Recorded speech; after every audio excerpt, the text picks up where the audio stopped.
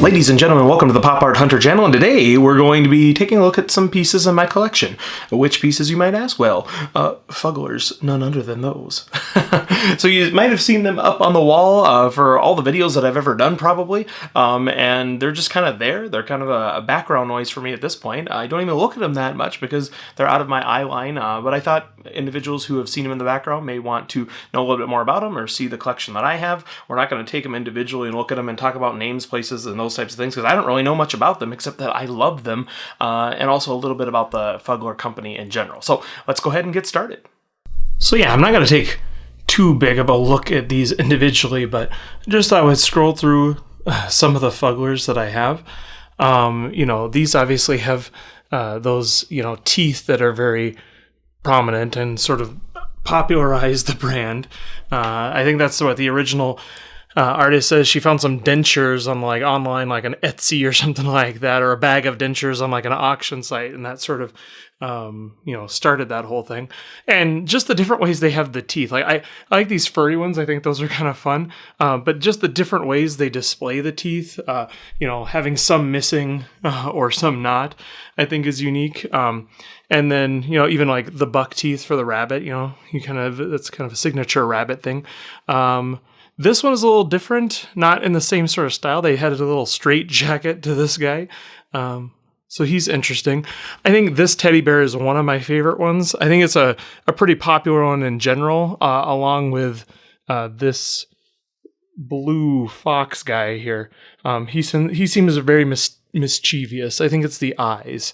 They're just very squinty and weird. This guy has a little tongue and some button eyes. This guy's a little furry. This is one of the bigger ones. It's like an XL. It's like a sloth. It's a little bit fuzzier. And sort of has, again, this little squinty eyes. Not my favorite of the bunch.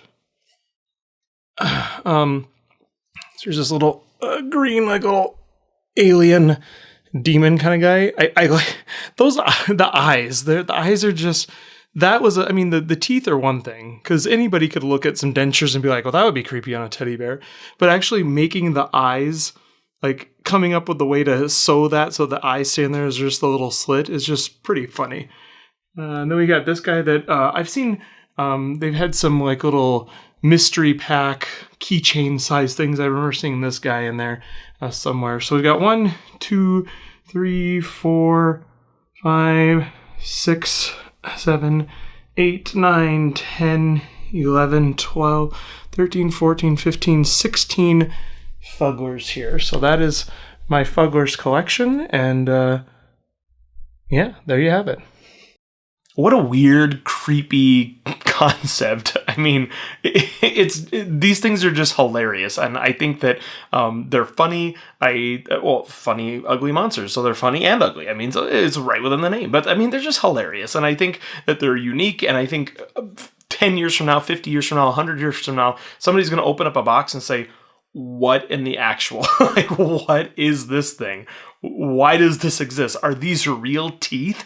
They're going to have a confusing look on their face for sure. So I think they're really neat. I like having them in my collection. I have the original boxes to these. I didn't keep them matched up or anything. I didn't keep them in the original boxes because I'm looking at them generally just from an aesthetic standpoint, not from a collector or resale value kind of thing.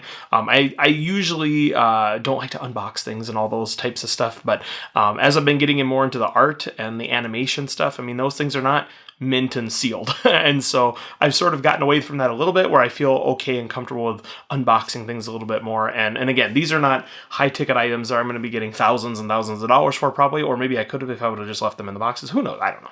But so I like having them on my wall. Hopefully you enjoyed looking at them. And because the company is, I believe, defunct, hopefully they have a resurgence at some point. But because they're defunct, I probably won't get very many others of these. And as they're going to be more rare, if the company did shut down, they're going to get more expensive, and I'm probably not going to pay a whole ton of money to have more in my collection. So hopefully I hang on to these for quite a few years. But thanks for watching the Pop Art Hunter channel. Subscribe, like, comment, and those types of things. We will see you next time.